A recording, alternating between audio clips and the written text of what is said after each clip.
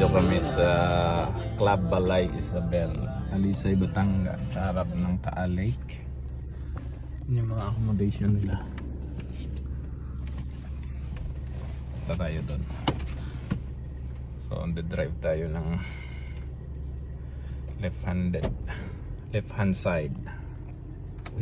na car, BMW 118i. Saan ba yun?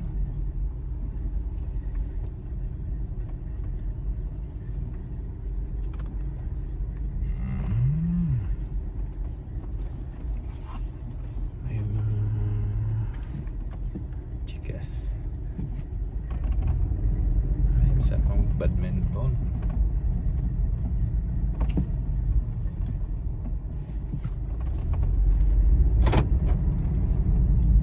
Ayan pala yung ano, main building. Yung swimming pool, tapos yung harap mismo ng Taal Lake. Yun, swimming pool. Diyan kami nagstay sa may building na yan.